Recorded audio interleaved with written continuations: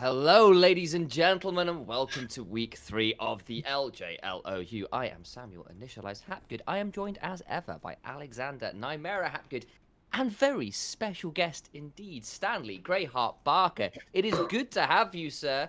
Our first time actually on the same broadcast together at the same time, so Oh I'm no, quite it's excited horrible. for this. I know, it's actually this is the first proof that we're not actually just the same person just going through a time Yeah, loop. no, So this is it. This is yeah, it. there you go. Also gives us more and more reason to, potentially bully Nymera a bit as his two major play-by-play casters. What are you going to do, man? I mean, as if we needed a reason. Oh no, it's all of my demons in the same room. You love us, All really. two of them.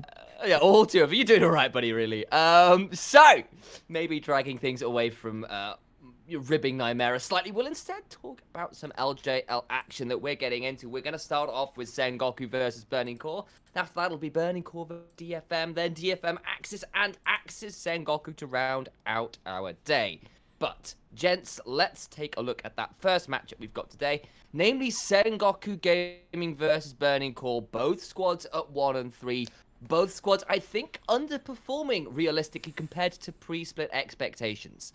I would have to agree with that. Just to fill you in, Stan, because of course this is your first time on our broadcast for this split. We'll see if we can get you in again another couple of times. Sengoku were a team which a lot of analysts and former pro players rated as maybe the second best team in the league coming into this split.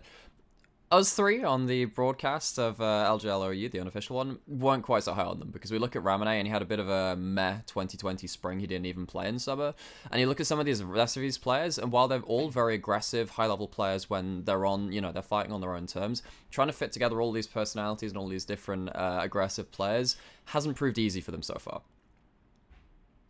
No, it hasn't. And I suppose at this point, Stan, obviously you're coming in a little fresh to this broadcast, still picking up all the ropes, don't hold up all the narratives straight to hand, but from what you can tell of both of these squads, is there anything that's kind of catching your eye here for this kind of bottom of the table clash? And should it really be a bottom of the table clash, I guess is what I'm asking you here. I mean, I'll be perfectly honest, for me, it's hard to tell because in the LJL, if a player is not called Aria, I probably don't know a huge amount about them because Nymera's not tweeting about them every 5 seconds. But basically, having had a little look, done a brief bit of research, I'm looking at a team here who, in Sengoku, who performed relatively well last year. I think they were second in the spring split. They took Detonation all the way in a best of 5 going into knockouts, as Nymera was refreshing my memory on earlier on. And so it's a team you kind of expect to come in and do well, but as he's also said, complete roster change. People predicted them to do well. Teams don't always blend well when you get these super teams. That's proving to be the case at the moment. They're going to need to bounce back in a pretty big way to start things up and running here today against Burning. All right, and I suppose at that point, Al, do take us over to Burning Core and similar discussion, right? Except these guys kept a lot of their roster, kept the strong parts of their roster even, and they bring in Gariaru, who I know myself and you both rated quite highly last year, so what's going on here? Gariaru was the mid laner for Axis in the last year, and they were a team which were kind of like our little princess because they were the team which we really wanted to do well, and we wanted to really coddle them and protect them and hope good things happen to them. They didn't exactly make it easy on themselves. In spring, they went 0-6 to start off, and then made a playoffs run. Incredible stuff. Summer, they went 0-8. And that run couldn't be repeated. They did actually end up being only 1 win away or something like that at the end of that split. But Gariaru was really the rock in that team. He was the person who was consistently performing. And what that meant was that it was kind of difficult to see him leave and be like, okay, obviously he signed, and what's that mean for Axis? Well, not talking about them, talking about Burning Core, we say, okay, they had some problems in that mid lane. So having this guy who has a larger champion pool, plays as control mages, plays a bit of everything really, but plays all of it to a good standard, and replacing Yu-Gi-Oh! Has really helped out this team, although they haven't really managed to mesh as a team like your Rascal Jesses and your V3s yet, who have come into this split very strong as new rosters. Yeah, and actually at that point, I do want to bring that up, because Sengoku at this point have had, obviously, a number of matches before this. They've gone 1-3, but they've dropped 2 games to Rascal Jesters and then 1 to CG8. They dropped 1 to V3 Esports, which, not necessarily that unexpected, are currently sitting at second in the table. Looks pretty strong in the opening weeks thus far. And then, obviously, on the other side, they also took a game off the Hawks, who similarly have been struggling a little, or only just above them in the standings. At which point, I again guess I have to ask, you've dropped these games to rosters who you were expecting to win. How much is this going to hurt, their options later on into this split, particularly for Sengoku here? Stan, if you want to take that one away. I don't actually think it hurts that much. I mean, obviously, you've got that annoyance of having those early losses to teams that you may end up tied with in the standings. But I mean, you only have to look over to NALCS where they've brought in some key players. I mean, for instance, the Perks transition, kind of everybody's following really keenly to see that teams don't instantly blend over the first 2 or 3 games into a split.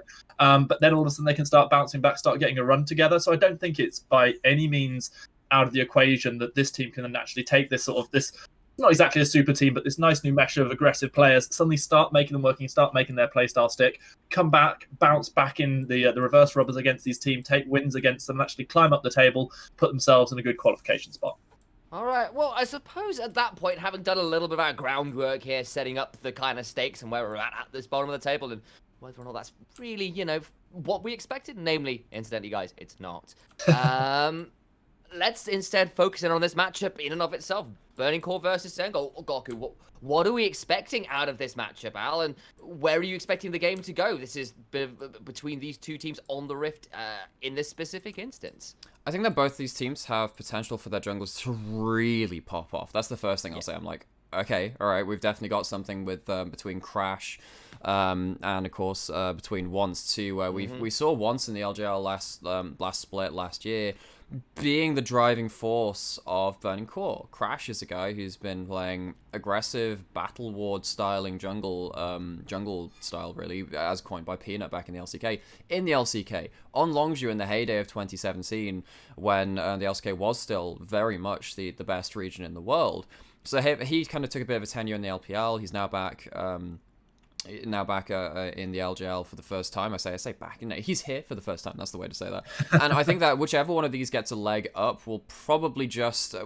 these are the snowball junglers. If they get a leg up, you're going to see it very, very impactful across the rest of these teams. Okay, I suppose at that point, with those junglers being kind of, prioritized here, we saw a great Hecarim game out of Crash, and everything else has been a little bit middling. And on the other side, Burning Core have drafted things like Elise in the jungle and then really not got it rolling. Has there been an issue about empowering these playmaking junglers, do you think, Stan?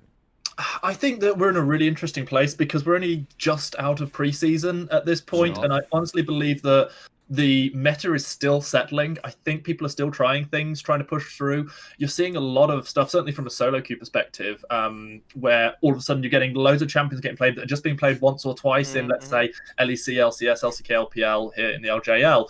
And all of a sudden, sort of everyone's like, oh, let's go and try that. Let's see if that thing works. I've seen loads of Elise in the last couple of weeks just because it became more prominent in some of the regions. I personally don't actually think Elise is in that amazing a place. And she just got nerfed. Yeah, and that on top of it, I think she was already okay, and now she's... Stop breaking my heart, guys. I might be Elise, but stop it. but again, that's the opinion of one person. There are clearly other people who think otherwise. I think you'd look at maybe Olaf, Hecarim, people who have instantly synergized with the new items and just work really, really nicely. And those are people who really fall into Crash's playstyle, especially. I think that if something like that gets drafted, my eyes will open wide, and I'll maybe look towards... maybe this is going to be the sort of thing to set Crash and set the rest of the team up for a victory. Outside of that, I still think we could see all sorts of things. I think over the next couple of weeks, we're going to see all sorts of different champions being picked in the jungle, just to find which one settles the best in the current meta and adapts to the new items. Particularly with Burning Core too, because they're a team which is... The entirety of last year was them discovering themselves. And V3 had a similar path too, because they had Boogie, who ended up... And V3 ended up going to Worlds with Boogie and having all of these... crazy jungle picks. They started going towards Silas jungle, and of course the Lilia was a bit more meta, but particularly with Burning Core, because Yuhi and their bot side was not really a consistent ADC, and because Yuji was not really a consistent mid laner, they went towards primarily carry junglers from that jungle, even when they weren't quite in meta. We saw Kindred before it was picked up by the rest of the world. That was really cool to see too. So this will be another story for me if Burning Core can find their comfort zone within the meta, or at least just on the side of the meta, but close enough that they can still kind of hang with some of the more powerful team comps of today. And first, at this point as well, is it worth pointing out, like, how much more Udyr are we expecting to see? And is this something we expect Crash or wants to be going towards? These guys who are so used to their massive mechanical champions, you know, the Kindreds, the Siluses of the world, hell, Hecarim even to an extent, and then we've got all this Udyr spam that's been going on. Hell, last week, Burning Core, it was, you know, once was on the Talia, and on the other side, it was Muujin on Udyr, who absolutely devastated them. So, is this just something you want to be picking up at all times? First pickable, even? I think it's really funny that all of a sudden Bear Slap Man is coming back into prominence the week that it gets announced that he's going to be getting a rework because he's apparently not fitting to the state of the game. Maybe it's because he's too easy to play, and if something's easy to play and you can make it work, why not do it? It's clearly effective at the minute, and yeah, I wouldn't be entirely shocked to see one come out, though I would be slightly disappointed. Not disappointed as Alex Ears would be, because I would definitely scream Flash Bear Slap at some point. Yeah, absolutely. We've had our share of Flash Bear Slaps here.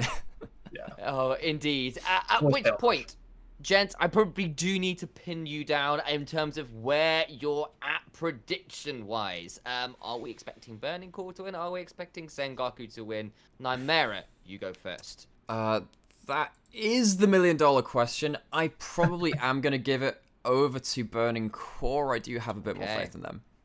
All right, and quickly over to GreyHart, because we've just about hit pick and ban. So yourself? Oh, well, everyone knows I like nothing more than disagreeing with Alex, so I'm going to say this is the beginning of a bit of a comeback trail for Sengoku, and they're going to start making this this power team work. Fantastic. Well, with that, gents, I bid you adieu until after the game and leave it in your capable hands to take us away with Burning Core and Sengoku. See you after the game. Thank you very much, Sam. Oh, on the blue side, quickly running through the rosters for those who haven't seen them before, it is GreyFarky, Once, Gariaru, Yuhi, and Proud bringing up the roster for Burning Core. Stan, do you mind introducing Sengoku for me? Sengoku, they've got Paz in the top lane, Crash in the jungle, Ramune in the mid lane, Gango and Enti will be the bot lane. The bans are coming through thick and fast, and we will not be seeing any Olaf plays in this game, as that one's been banned away by Sengoku, as has the Twisted Fate. Galio, Gnar, and Pantheon are the bans from Burning Core. So, a whole host of semi-globals and then some of the most powerful farming junglers of the moment. That leaves us with our first pick. I'm thinking Kai'Sa's available, a couple of extra junglers too. You could even go towards something, dare I say it, like a Renekton, because Paz has often fallen back to that pick, and GreyFarky is a bit of a proponent of the... Well, no, I say he's a bit of a proponent of the champion. He's actually not really been that much of a big Renekton player, but they are going to pick themselves up the rel for the start of a strong all-in bot lane and all-in team fight composition. All right, all bets are off. Give me Burning Core win every day of the week. This is my first opportunity to cast Rel in pro play. I love this champion. I feel like it's super underrated. It sort of slipped by the radar in the excitement of releases of things like Viego and Seraphine recently. This is my favorite champion that's been released in probably the last year or so. Excited to see how Proud's going to make it work. Sad for Initialize, however, that he's not going to get to see any Udyr play this time round. Instead, Talia is locked in. So, what I'm expecting is Samira lock-in. Rel Samira is just very, very strong. It works well as a combo, and it works pretty well against your likes of the Kai'Sa, because Kai'Sa is another shorter range champion, which Samira can get on top of, and with the Rel, you have no troubles all-inning. With the Talia on the other side, suddenly the Renekton becomes an issue, though. Actually, this might end up being the Gragas locked into the top side to try and survive a bit of that combo. Gragas one of the tankier and more mobile top lanes because of that belly slam too. Gadiaru hovering over the Yone, but I really... If you don't pick up the Samira now, it's going to be banned away. I'm just worried what you're going to lose for picking this Gragas so early. No, interestingly enough, it is not going to be an ADC lock-in coming through for Burning Core. Here, taking the Graves instead, showing that it really will almost certainly be that Gragas going to the top side of that. Though it has found a little bit of a return to the mid lane, it's certainly more likely to be going top side of the Rift. With the Kai'Sa already locked in, I start wondering maybe will the Aphelios come through for Burning Core? Should the ban not be there for Sengoku? We've got one more pick coming through. It is going to be the Set. It's flexed, but it could well be going into the top lane. So Set is really not great into Rel, I'm going to say that first. So it's like, okay, it's a flex between top lane and support, maybe mid lane too. A couple of LJL players do, of course, play that Set mid. But Rel destroys shields, so if you end up going towards the likes of that set support, in lane, your Haymaker can just end up being the death of you, much like playing something like Blitzcrank versus Tahm Kench, right? You end up popping the ult on the Blitzcrank versus the Tahm Kench's thick skin, you just don't get any value out of that shield. So this set, I know it's good with the duo with Kai'Sa, it is just a bit of a self-counter pick. Oh man, I really hope my duo queue partner's not watching this broadcast because I've just seen a Xayah banned away and I've been telling him for the last 2 weeks how Xayah isn't a champion at the minute. Please stop picking it. And here it is banned away in the LJL. Is the... See, this is really funny because I'm a really big fan of Xayah. I think Xayah's actually pretty strong right now. And the worst thing is, it's also been really strong in the LJL. It's been performing very well. If you do get to 3 items, Xayah is a champion that can self-peel versus a lot of these shorter range diving champions and still have a really good crit build, with a lot of the items just being in a strong state right now. But you're not going to have to... I'm not going to have to go through too much of that this game, because of course it is banned away. And the Sen with the Kraken Slayer has been played a couple of times across the LJL too, which means that, yeah, I mean, what are you going to play as your backline ADC for the side of Burning Core that wants to go alongside this Rel? It kind of has to be the Samira at this point. It's the only thing that's not unbanned, but like I said, that's probably the one which I would have gone towards anyway.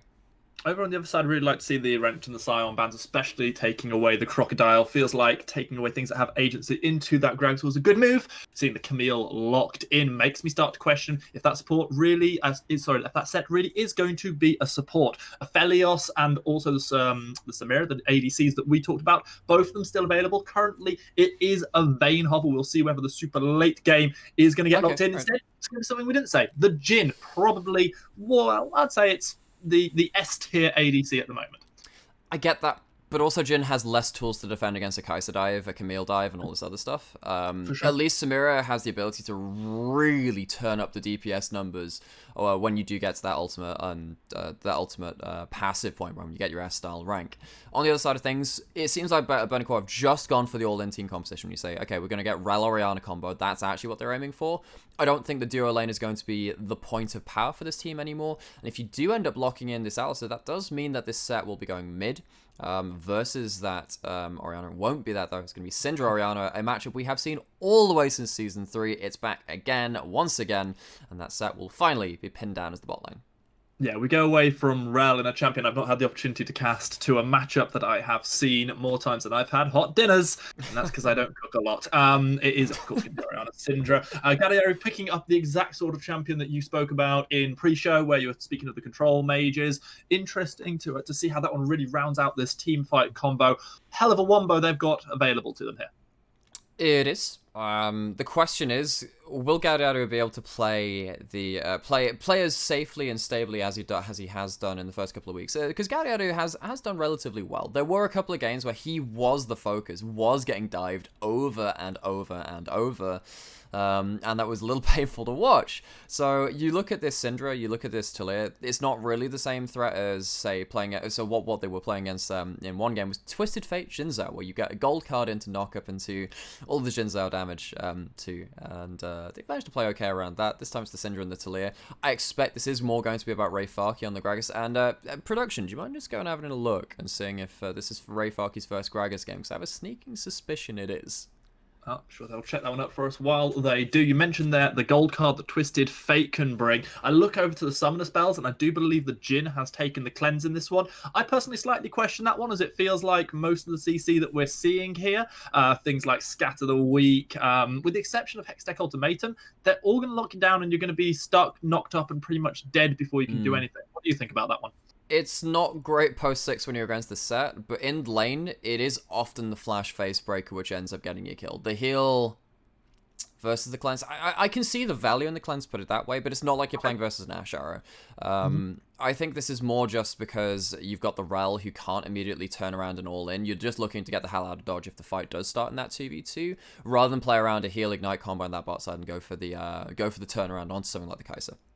All right, well, we had differing opinions before the draft in terms of who was going to pick up the win this game. Have your feelings changed at all now that you've seen this draft? I really like Camille Taliyah. I think that's a really good combo. I think it works pretty well on top side of the map right now. And this isn't also your typical carry out of Ray Farkey. this is going to be the Gragas. This is a nullifying matchup, and ReyFark was probably the second best top laner rather throughout most of 2020 in the LJL, at least individually in terms of the laning phase. Our best was Ebby, out and out. This guy is just very, very good. He had the highest solo kills in the league, amongst other things. But ReyFark, he was the kind of player that could rock up into any given lane, any given matchup against Ebby, and still take it toe-to-toe. But normally that means that a lot of the hopes of his team was also put on him and his champion. Now, Gragas is not the one guy that's going to be carrying this team or this team comp, so I'm a little bit worried for Burning Core to not have ReyFark on that similar carry role. Speaking of Gragas being the one production, very kindly they're confirming this is indeed the #1 game of Gragas in competitive for ReyFark. So while I don't doubt for a minute this player in terms of their ability, it will be something a little bit new on the competitive scene for them to bring out. Will it be something that gets picked on a little bit, especially with Talia and Camille having the opportunity to lock it down? I'm going to say yes. I'm going to stick with my original prediction of Sengoku. I'm looking forward to see Crash popping off on this Talia. And I'm also kind of hoping in a little way that I'm wrong and that this Rel does amazing things, because I still love that champion so much. As do I. Okay, it looks like we are finally into game, and I was hurriedly sorting out some stuff in the background on production. Be like, oh crap, what if I need to cut towards 2 videos? Who needs any of that? We just need one. It's on your screen. Well, we are coming on to the Rift Sengoku game, going up against Burning Core. Both of these teams currently lying at 1 and 3 in the standings here in the LJL 2021 spring split. Both of them needing to make something of a resurgence. Not only have Burning Core got this game, but right afterwards they'll be going up against Detonation Focus Me, so they'll want to be going onto that one on the right foot. That is a really hard schedule. These are the thing, like, you think, oh, versus Sengoku, you know what? That's a chance for win. And then you see Detonation Focus Me on your lineup, and you're thinking, okay, right, this might end up being a 1-on-1 week, because DFM have been so dominant, and Burning Core were the team that brought them to 5 games in summer. This is only changing one piece of that lineup.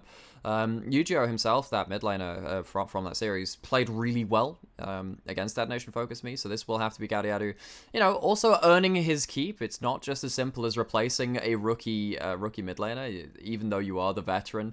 Out of the 2, you just got to make sure that you are keeping up those standards. And Burning Core, with that in mind, will be heading onto this Rift now. Bottom half of the map start for both of these teams. Jungling going to pick up the buff with a little bit of help from the duo lane, who will find themselves arriving. That's not how the Beatles songs go. You are literally the worst. So yeah, we're just going to see a nice slow, steady start. Bit of early trades going against ReyFark on this Gragas play. Paz, just able to zone him out, finding that shield off the passive, and looking pretty happy dodging away from those barrels. And Paz is not a player who has often played those carries in his own right. So Paz was V3's top laner last year. For those of you who watched any of World's play-ins, you will notice that this guy was the top lane for the LJL representatives. And he didn't exactly have a great time with things. He was playing Sion, but actually this is going to be an all-in bot side. Quit that. Flash Ignite came through from the set, and it is enough to help lock down First Blood. This one will go over to the set with one final big old bop, and Yuhi is left alone. Not having the heal, taking the cleanse, turns out very relevant in this level 1 to level 2 stage. Rel, even with the shield, gets pulled back by the Facebreaker, and NT snags himself a very early kill in this 2v2. And also, Yuhi missing out on a little bit of CS. This is the problem with the bouncing grenades when you're playing Jhin. If you don't time things absolutely perfectly, you are going to lose out on a little bit of CS. Exactly what happens without Proud there as support. Meanwhile, bit of vision put down towards Once's jungle. It is so Crash immediately taking a bit of a trip into the Safari zone of the topside jungle for Burning Core and steals away a buff. That's going to be a 3 buff over to the side of Crash, and Once is left with only 1 buff. Once upon a time, in the west half of the jungle, a blue buff was stolen away, and Crash gets away without even a dent to the health bar. This is exactly the sort of thing I want to see coming through from this top player. And this is really annoying for the side of Burning Core now, because you're thinking, oh, Gragas, this is just going to be a player and a champion that is going to be soaking up loads of pressure on the top side. Well, now Talia's got the run of the map on that top side, taking top scuttle, taking top buff. Once going towards bottom half of the map, trying to recover something, is going to get all-in.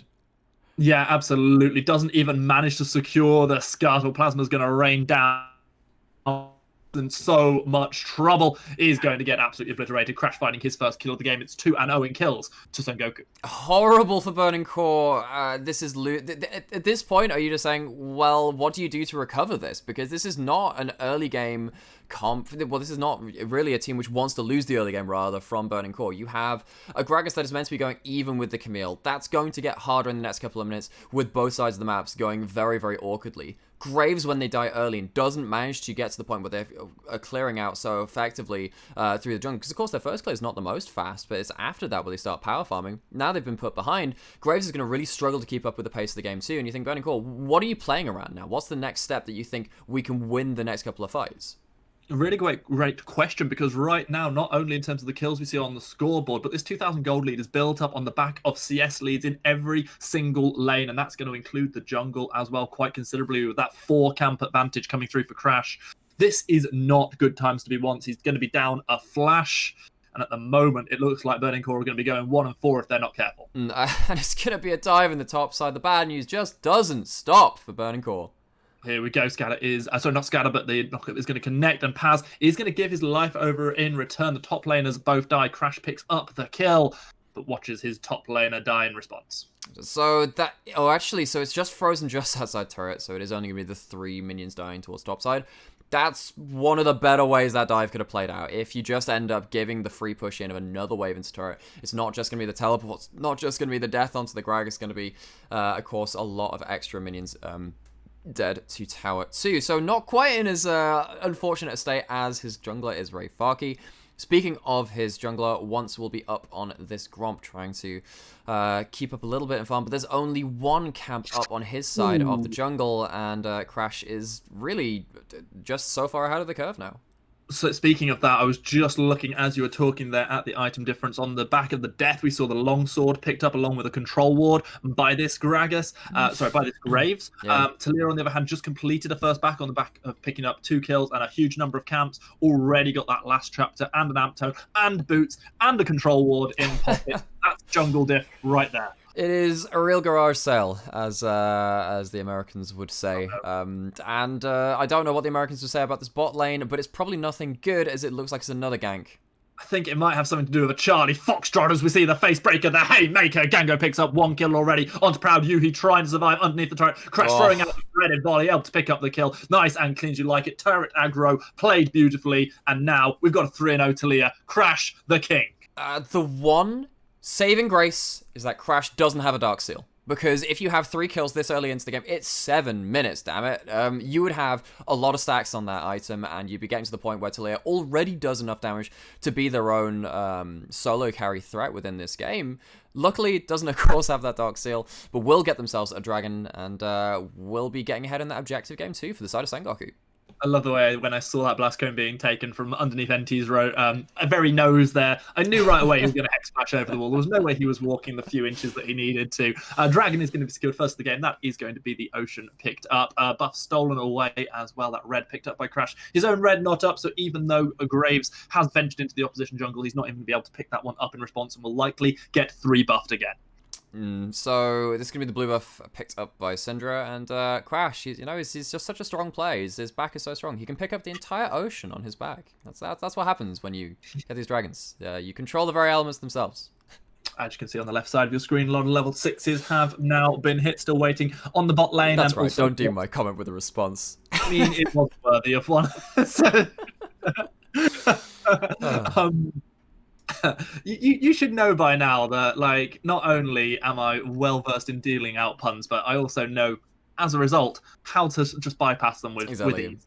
You want to know the matter of puns, come listen to our cast some more, dear viewer. And I guess heading back into the games, you were trying so hard to get it back to that point. Sengoku happily getting over towards this Herald. It's only 8 minutes in, it's just after its spawn. So this will be as smooth as you like from the side of Sengoku, gonna hopefully pick up themselves some plates with this. Honestly, all I was trying to do was just point out that Crash had a 2-level advantage, and by the time I got to say it, he didn't have it anymore. But he does have a Herald in his pocket, able to bash down some of those turret plates. We're not even 9 minutes into the game, and a 3,000 gold lead has been built up. Twitch chat is already calling GG, and frankly, I don't blame them. Neither do I, because you look at this and you think, it reminds you of Season 8, Season 9, Season 10 jungling, where if you have a jungler which is a carry jungler, and you have lanes which are also winning and pushing in at all times, their job looks so much more easy. You look at Ning and Tian, the MVPs of the World's Finals of the last couple of years, and then, of course, Canyon, too, from the side of Damwon. If your lanes are winning and they get to invade, and also have one of these champions which does scale so well, there's nothing really which makes them look bad, and this is definitely the case with Crash versus Once right now. Once looking to try and do something in return, though. Looking for the one-shot potential. Throw down the smoke screen. Crash taking a lot of damage. Once does have ultimate available to him now, but the threaded volley catching onto Once. One more shot would have been enough. Flash is available. Scatter the Weak is not going to connect, but Ramoon is finding Once, walking into the waiting hands of this mid laner. Syndra picks it up with the unleashed power. Ramune picks up the kill. It didn't have to come from Crash. Does at least get the flash away, does Once. You can understand where the desperation comes from. Graves is going to have a really hard time if he's behind in this game, and so is this Rel in bot side. And he goes in with the flash forward. We're seeing the Weaver's Wall come out. Proud just able to step away from the threaded volley, gets hit by the plasma. Proud so very low, but no kills this time. No kills, but it's another summoner. It's a flash away from Yuhi as well. Shockwave in the mid lane, trying to force out something from Ramune. He's used his own unleashed power, but that's all it's going to be. A tiny bit of lane pressure, a little bit of HP away from the Syndra. Burning Core struggling to find any sort of edge in this game. He's just seen it in the last couple of moments there with the Graves invade, with the Orianna push-up. There's aggression coming out of Burning Core, but at this point, they're just so far behind that the plays are not working. Enti will look for the Hex Flash, will look for the Face Breaker, trying to get the ball back. Bullying! He's just absolutely destroyed, feeling worse than Nightmare when he's casting with me. Enti may get shut down in return. Proud's back into the fray. It's 3v2. That's going to be Rel going in, trying to help out as much as possible, putting the Ignite down, able to get the kill with that last little flurry coming out of the Q. I think it's called the Shattering Strike, and it is going to shatter the dreams of Enti. Well, so Proud picks up the first kill in this bot side. Fracas for the side of Burning Core. Once doesn't even get that kill. It's an assist. At this point, you think, I mean, most of the time, particularly at this level of play, there is no such thing as a kill steal. It's more of a kill secured. But you look at this Graves, who is behind 4 kills, 15 to 16 CS against Crash, and then, you know, a whole lot of XP too. Those kills mean so much more, because if you get to the point where you can one-shot with your ult coming through, have that shutdown potential onto the squishy carries like the Kai'Sa, Syndra, and Talia, then you at least have something to play around in this game. They're really struggling to find that right now.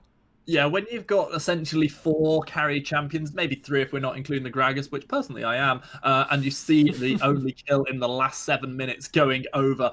It's not halves to Gragas, so yes, this is carry. Yeah, it's a big old sad there. I'm not actually, I must admit, to not being entirely familiar with the top lane Gragas build at the minute. Can you talk me through what we're seeing on GreyHart here? So you can go for the Sunfire Aegis. In a lot of ways, I'm a big fan of it, because playing without a front line in games and playing towards a carry top lane is really difficult. As you can see right now, shotting into back into tower, you do a fair bit of damage on this champion. That's what is allowed by going for this build. GreyHart trying to get the damage down onto Paz, who dashes away with the hook shot, going straight into the waiting arms of Once, but not even going to get there. It's going to be an assist going over to the Graves. Will lose out on second track in the game. It will be the Infernal, which is going to mean we're going to see our Rift coming up. Will it be a Mountain or Cloud this time around? The answer is Mountain.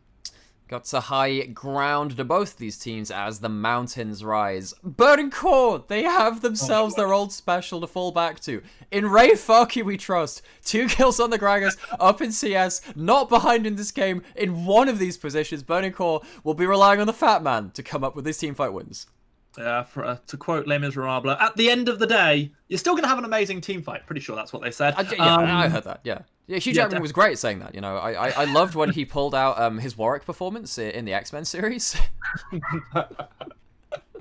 Oh dear. But yeah, at the moment they've got a massive team fight that they can fall back on. However, being 4,000 gold down before we even come close to mid game, you wonder just how much impact that combo is going to have. Right now, Gango is in all sorts of trouble because teleport is going to be coming through. Yuhi throws down Dented Flourish, doesn't connect, throws out the curtain call instead. Teleport coming in response to the 4v2, make it a 4v1 because Kai'Sa is all not the teleport. And Ramune is gone as well. 2 quick kills coming in. However, not a single one of them secured by the Jhin. They're all going over to GreyHart. Need to carry now. In GreyHart we trust. That smoke screen onto Gango was huge. We look at what was going to happen there. Yuhi gets out with about 120 to 150 HP. That smokescreen stops Gango following through with the killer instinct, and there's no heal on Yuhi as well. We talked about this right from level 1. Of course, that's what led to Rel dying for that first blood. If you fly in, at least that's going to be a 1-for-1. Ramune pops the teleport trigger, and that's really a shot you can't take back. GreyHart asserting dominance in the top side. Throwing out the explosive cask, the Baratos, explosive cask to attempt to steal away the blue puff, but unable to do so as Crash is just playing a little game where Khajiit might have coin, but Crash, he has plenty of buffs. He's been stealing them away left, right, and center. Has done the buffs of every color. It's like Joseph and his Technicolor Dreamcoat, except it's all jungle buffs. Oh god, I guess a bit cool though. Scatter connects. We do see NT going over with the Hex Flash. However, it was just too late to start any kind of fight. Proud is backing away. He throws down the Attract onto his upcoming ADC. However, this leaves Gango all the time in the world to take down the turret in bot lane. So many turret plates also have been secured. Must speak about how that's been affecting the gold lead. You can see on the bottom part of the screen that fair play to this Orianna, who's actually gone up in CS over the Syndra. The same cannot be said for Jhin, who has been a gigabullied and is 50 CS down. And I wish this is the first time we could say that about Yuhi on this bot side of the map for Burning Core. He struggled last year. He was the AD carry who we were questioning, whether they were going to be replaced in the offseason, and they weren't. In fact, we're in one of our podcast episodes, and you should totally go check out our podcast. It's really good content. I totally will. We said, okay, Burning Core, why are you sticking with Yuhi? Is this a personality thing? Is it for the atmosphere within the team? Is it is it because of the connections this player has, or is it just because no one wants to come to your team? With Gladiator going to Burning Core, you expect that they do have a bit of that the draw to get the upper end of the players to come into their roster, but having Yuhi come in and then fall 50 CS down to the likes of Gango in this match is really unfortunate. And even when you start getting bullied in a 2v2, often you don't see it get this bad. Yeah, and let's be abundantly clear, it really is this bad right now, and a big part of it is due to NT with the Hex Flashes. We saw that level 2 flash play that helped secure, I believe it was first blood, and right now things have been going from bad to worse. However, last few kills have been picked up by Burning Core. They're showing that they are still relevant in this game, none more so than GreyHart, who has now completed the Night Harvester. That tier is almost fully stacked and will be ready to go into Seraphs whenever needed. And I think the big thing is, so Paz has gone towards the Divine Sundra, as you'll notice. That gives you a bit more sustain, but it isn't going to give you as much damage against a squishy target, which is everyone in Burning Core besides the Rel, because of course this Gragas is going towards the Night Harvester and not going towards the Aegis themselves. And that means that Paz is going to be losing out on a lot of the burst trades, looking to sustain up. But you're against a Gragas, and that Gragas is going to be sustaining probably better than you are. This top lane matchup with this Camille, who we're used to carrying so many games, is not really going to be the focus for Sengoku. It's all about this Talia right now. Nightmare, speaking of things that you're losing out on in less than 30 seconds, we've got the third dragon of the game, and it does feel like full priority is over to Sengoku, who will get themselves over to soul point so easily pre-20 minutes. You say that, Gladiator is going to back, has the teleport, and GreyHart, not having the teleport, basically says, okay, yeah, I'm not going to be defending this top lane turret, but I am going to be there for the fight. They give it the top lane turret, put Herald down in mid lane. They did secure that second one of the game, and they are going to be contesting this. Talia's out on the side. Have to watch if Crash goes down early, because of course having the carry burden on their shoulder, if they end up losing their life early into the fight, Sengoku will be missing most of their gold. I really appreciate the map rotations that have been made here by Burning Core. It's something that may help them get back into this game, maybe able to stop them from giving over soul points so early. However, it felt like that push had to lead to the instant taking of the dragon. They didn't pull the trigger instantly, and all that's happening now is just Paz is going with the counter push. He's already taken down one turret. He's going to get empowered strikes onto a second in a moment, and now the seeded control over to Dragon as well. It feels like Sengoku are getting everything despite that Herald charge. They are, because Burning Core committed hard for that. Like we said, they committed GreyHart walking down towards that bottom half of the map, trying to make a pick, trying to get a team fight, and they don't find anything. Now Burning Core are over 6,000 gold. In the deficit. Over 6,000? Yeah, it's over 6,000! And it's not really going to get any better, because the problem is Burning Core still have to farm out lanes that they're losing on. Yuhi still has to lane versus Gango and has to be sitting under turret. You were talking about this right at the level 1 mark. Jhin farming under turret is not always the most pleasant of experiences. has built Tabby, which of course, often you go towards the swiftness boots on Jin. It's not like you're losing out on too much DPS, but Yuhi only just got his Gale Force. He picked up a crit cloak. This guy is going to have to farm against... It doesn't matter what the lane assignments are. If Yuhi's in a lane, he's probably losing CS at this point. It certainly seems that way. That being said, he's not dropped any further down on CS to Gango since we made those earlier abrasive comments. I will say, however, that there are, as we saw that level screen coming up on the left-hand side just a moment or two ago, keen-eyed viewers may have noticed there are a couple of key 2-level discrepancies in jungle and in ADC. Now, those have been narrowed down slightly since that screen came up to just 1 level. However, by the time more CS, more XP is picked up by the ADC and the jungler for Sengoku, those discrepancies will be back again, and they're going to be so hard to deal with. Imagine trying to deal with someone who's 2 levels up if a key smite comes in for Mountain Soul or for the Baron even. That's the big thing, but, you know, I think Burning Core are fine, because Proud is a level up on NT, and because there's a support level difference, I think the game's over. Might be over for the side of Burning Core, though, once gets jumped on. He flashes away, gets the command protect. We see the Gango. It's not enough to kill off Gango. Here comes the curtain call. It's going to be with 1 shot enough to take the life of the Kai'Sa. Gango, that's Gafaru able to get out to safety. I apologize for butchering that name. I will blame Alex. I always blame Alex. Yeah. It's the phonetic spelling Japanese of gorillas. So there are some primates on the loose, as GreyHart does make it out alive from that play. We're going to get ourselves a replay, though. Once gets caught out. But this is the problem when you're at this state of the game. Really good flash away from NT's Facebreaker, but Once just feels pressured to try and make something happen. Once gets bobbed over the wall and gets a couple of extra autos in, gets away from a couple of autos from the side of Gango, and at least Yuhi comes in with some clutch ultimate shots from the curtain call, because that fight could have gone so much worse for Burning Core. It only ends up being somewhat middle of the road for them.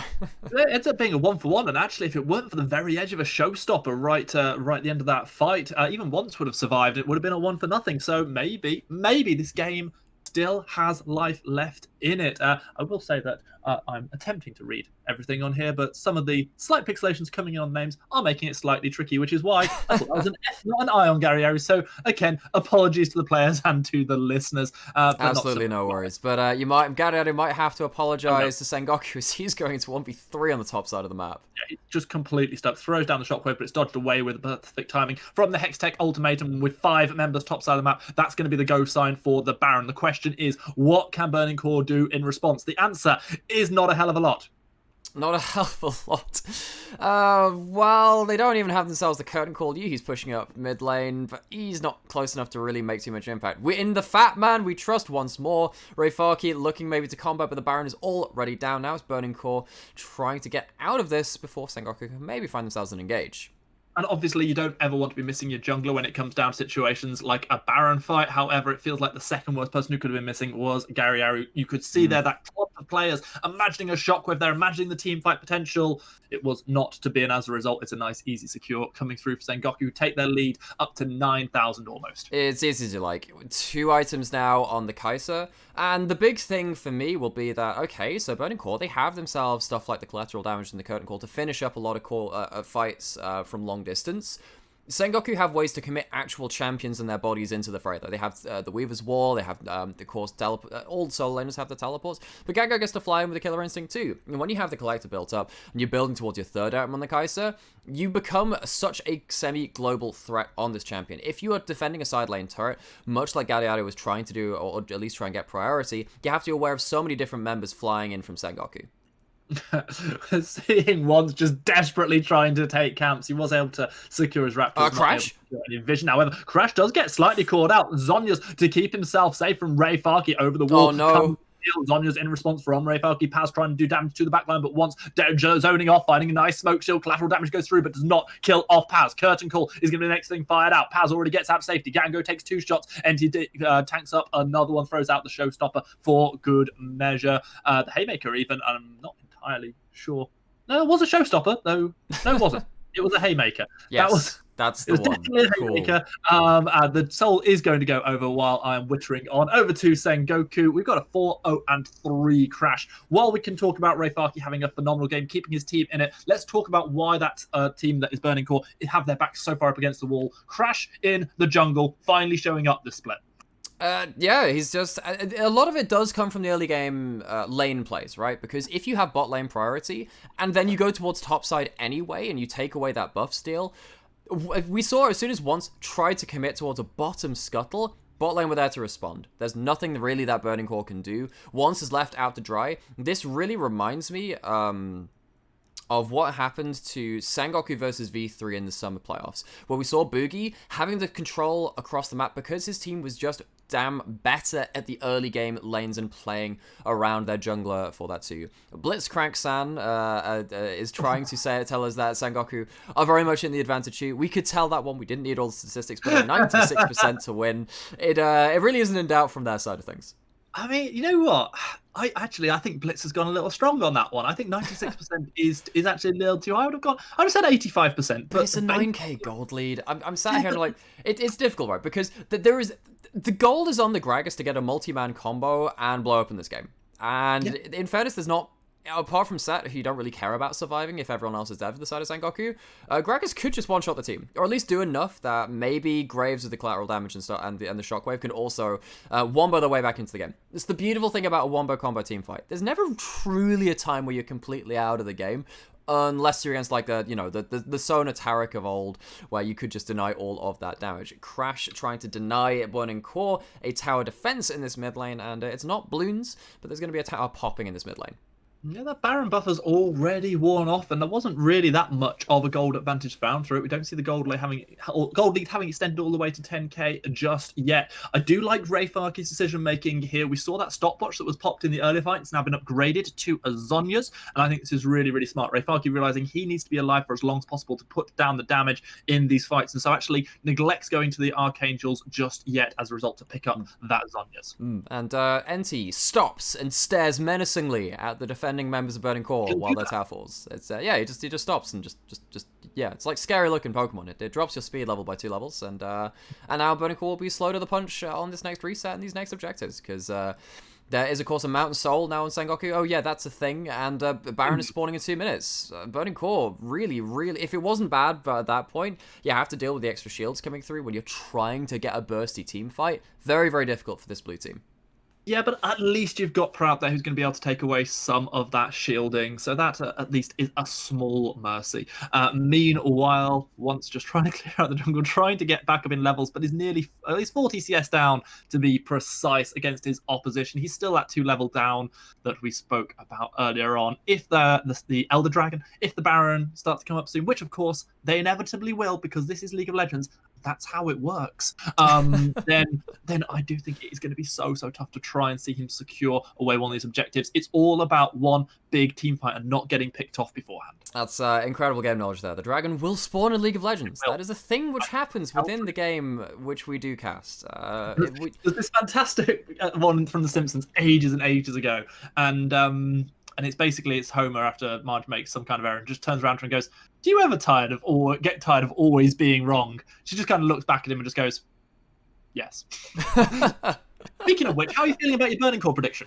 Oh gosh. Well, I was hoping that Burning Core wouldn't lose hard quite so early. It feels like it really was signaled to be a very difficult game. As soon as that 2v2 in bot lane came down, you shouldn't die at level 1, level 2 in these kind of lanes. Part of that is also just like, of course it is that cleanse and not the heal, and that does affect calculations coming in from the side of Burning Core. But Proud has been such a good support. Proud has maybe been our 2nd or 3rd best support within the LJL.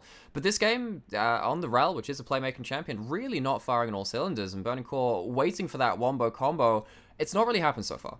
I mean, I'll be honest, I don't feel like Proud's really had the opportunities. We see this Baron started up and already melted down to 4,000 health. Proud is going to be able to get in range to put the vision down, but it's too late. We see the Baron already secured by Sengoku. Curtain Cord is thrown down. We're going to see that big time fight. Proud trying to do what he could with the magnetic field. However, he's stuck in the back of the pit as Paz locks down the Jhin and absolutely eliminates him with a Hextech ultimatum. This looks like it could be the absolute why GreyHart goes golden, trying to buy a little bit of time for his team, but gets absolutely obliterated by Paz, who finds a double kill in this fight. Gary Aru running for the hills. The Hills, however, have not got a lot of defense for him. We'll have to teleport straight back to his base. NT trapping off once, and we've got Kaiser in the background running interference. We're going to see Gango unchained as once he's going to throw down the collateral damage. It's enough to keep himself alive for now. However, we now see the crucial structure starting to fall. Inhibitor turret gone. Inhibitor will fall quickly after. This reminds me of what happens occasionally when you're playing your Jarvan Orianna combos, which have been played since the beginning of the LCS era and you know, Season 3, Season 4. Sometimes you just go too far. The Rel goes too far. The Gragas can't follow. Gragas is one of the longer-range follow-up champions with the explosive cask in the game, and it was out of the command, protect, leash range for the Orianna. So you go in with the Rel, sure, you get 2-3 people, but by the time that these people, that the rest of the team members follow up from the side of Burning Core, they don't manage to land anything. We're going to go see this again. NT's in the backline, and they try and just run past him and ignore him. The combo comes through. Yuhi has to follow up with from this kind of range, but Ramune and Gango escape very quickly, and Crash still has his Zhonya's. Sengoku escaped the majority of the Wombo combo, and that's the only hope Burning Core had in this fight. The rest of this, just a formality. We saw Paz coming in on the backline and absolutely wreaking havoc courtesy of the teleport, but it just felt like there was that sort of 3 or 4 second window where if Burning Core could have found something and maybe could have turned that fight in their favor, Paz wouldn't have been able to be so effective. Maybe would have had to turn tail and run. It just didn't happen. But now we've got ourselves the Elder Dragon that has spawned one of those key objectives we were speaking about has already gone over to Sengoku, and they may be able to find another. NT finds himself a big old shield, blast cones himself over the wall to safety. The support will live. The Elder Dragon has already been leashed. Paz is pushing up down on the bottom side. He's got the super minions going with him as well. Once already dashing over the wall, does not have a flash available to him, so he's now stuck in that pit. The question is this the Sengoku will take, or are they just going to continue to delay the No, can we also on the base? For the Hex Flash, he manages to cancel Ray Farkey's back, and this is going to mean Paz cannot take just the 1, but 2 Nexus turrets, and Nexus will fall shortly thereafter. This is backdooring. This is LJL. This is game to Sengoku. Ray Farkey cannot Ray parkour back to the base, gets cancelled by the set, which they tried so hard to take off the board. It doesn't end up happening in this game, and Sengoku get themselves a really clean win in this week 3 of LJL. It absolutely was that. There were moments where it looked like Burning Core were managing to get themselves back in, hanging on by a thread. However, now you've got to ask the question, what is their mental like? Because not only have they just lost to the team that previously were tied 1 and 3 of them in the league, they're just about, after the small break, to be going up against Detonation Focus Me. It's a very difficult situation. And as you're saying, we are going to cut to that short break. We'll talk about this game in full. Join us in just a few.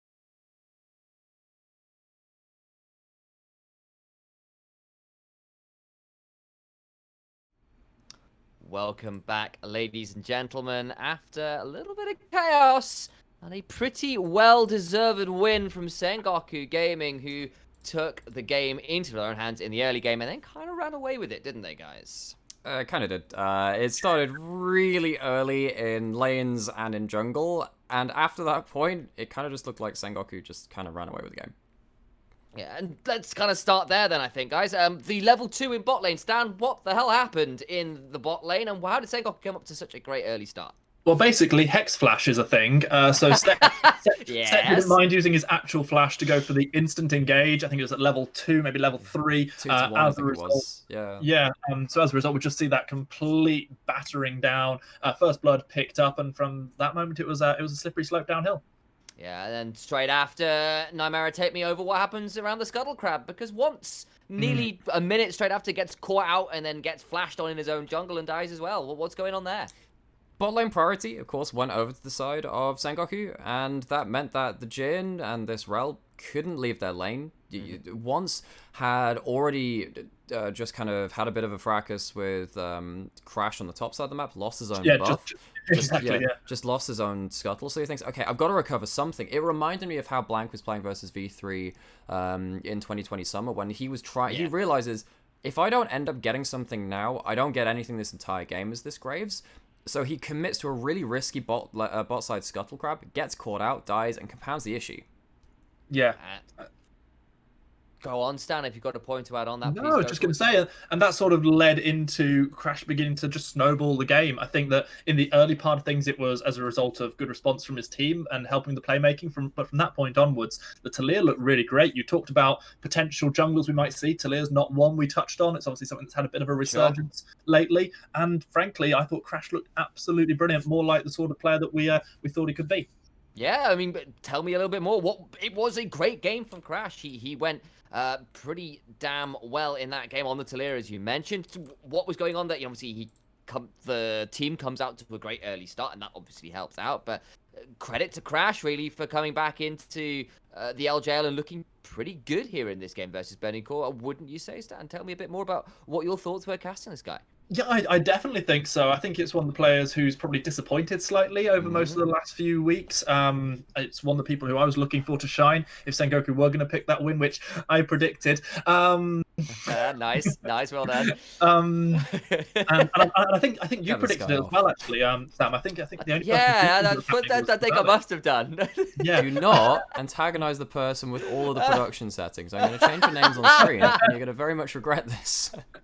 I have regrets, but I'll tell you what I think once did consistently down a level or two. You just saw buff after buff being taken by Crash because he was in the position to have that priority. The ganks were solid, the kills just flooded in. I believe Alex mentioned the potential of it's just as well it didn't have a dark seal in the early game. Yeah, it's damn right. It could have actually been worse. That's the really scary thing. So I think we're just starting to see that potential which Crash has, and frankly, I want to see more out of them. Much better early game from Sengoku, much more controlled in general. On the other side, though, Burning Core start off rough. It got worse, and Al, Namera, my buddy, my brother, what's happening with you here? Because that was a significant deficit to find yourself in on the Jin. It's not losing gracefully. Bot lane 2v2. This is the kind of bot lane performance I expect out of solo queue, where things go from bad to worse and you can't stabilize. Even when you're watching a lot of streamers like your Double Lift, your Tyler One, whoever else plays bot lane that you do end up seeing, they will often say, look, at high levels, it's easy to lose lane, but it's actually quite hard to die repeatedly and lose out by that much. You can often keep yourself in the game, as most of the meta AD carries. It's not like you have these straight up counter matchups a lot of the time in the spot lane. Yuhi and Proud got absolutely dumpstered, and it got from bad to worse. A lot of that's jungle pressure too, but it's worrying that this lane, which we had obviously we've complimented Proud so much, and you had a good week 1 too, that they ended up falling to this kind of deficit versus not the best lane in the league either. Yeah, I mean, we've said that, but even then, like even then last week, of course, Gango was up 40 CS in the loss that they did have. crushed the lane that they were into against the, I want to say the Hawks, actually. No, that was the team they beat. Though whoever the other team was, I'd have to go back and check out. But they were up a significant amount there. It might have been the Jesters, possibly Milan and the likes. I think rings a bell. I'll double check that one in a minute or two, guys. But there has been some signs of growth from this bot side, and then obviously Crash and stuff turns up with a fantastic dive. Talia plus Set is a pretty good combo to dive, and they do put Burning Core's bot lane into hold. So credit over to Sengoku where it's due, but you are right, it's not the kind of deficit you expect to fall into outside of solo queue, which was a bit rough. Let's talk about possibly the one bright spot though before Burning Core, before we do touch on those late game fights, namely Rayfaki on that Gragas, 4-1. That mid game looked like a potential way back in for the Burning Cores, right, Stan? Yeah, he found the early kill when the dive slightly misfired from Sengoku. It ended up being a 1-for-1 trade, and on the back of that, we just saw the Grags go, cool, well, I'm building damage now rather than the Sunfire that I think Alex wanted to see. And to be honest, I probably think I would have as well. I think it would have rounded out in the a comp regular little bit game. better. Yeah. It's just nice to have a front line somewhere alongside Rel. I completely agree. And so, but at the same time, this building of damage, this abuse that was then put down in response onto the Camille, it was working out relatively well. I think there was a point where that Gragas was 4-1. Indeed. But unfortunately, from that moment on, the picks started to stop working. Zonia's and Hextech ultimatums and the like started to cancel out the damage. I am going to cut you off just slightly because we are a touch shy on time and I do want to move us on. So you're absolutely right, and I kind of want to take that kind of point about, okay, Gragas is maybe in a point, and then talk about Burning Core with the Gragas, with the Orianna, with the Rel. That feels like a pretty good wombo combo. Late game team fights, they absolutely couldn't find it, Nightmare. Tell me about the second Baron fight, and then what went wrong? No vision, losing out on priority across the map, and you have to engage from such long range that most of your pieces don't end up coming together in time. That's effectively it. They had limited chances to try and find a wombo. They had like one around that Baron and they failed it. That's pretty much it. That's the story of the game. That's too big a deficit, couldn't find the combo, too far, too deep, no way to follow up. And Stan, I'll give you the opportunity to tell me about what happened around that Elder Drake, because we had, of all things to end it all, a backdoor from Paz, while the rest of Sengoku Gaming just get like a hold on Burning Core around the Elder Dragon. I honestly don't think it was anything anywhere near as big brain as some of the plays we've seen, like the classic expected backdoor. It was just a case of Paz was just walking it in bot lane with super minions who were already there. The Elder Dragon was danced around a little bit. It was started up. It was dashed into by once. He just kept going and taking one Nexus turret. Then there's the Hex Flash, I believe, from the set that stops the Gragas recall. And then the second Nexus turret's gone. Then the Nexus is gone. And that's your lot. And with that, Sengoku Gaming obviously came away with the win. Strong early game, nice plays in the late game, and Burning Core not really able to bring it back from the deficit they found themselves in and will fall down here. But, of course, they will have another chance on the Rift because they will be back after this break facing off against DFM, and that will be a tough match for sure. But unfortunately, we do have to go away for a bit, and when we come back, we'll talk a bit more about that matchup. Go absolutely nowhere, and we'll be right back.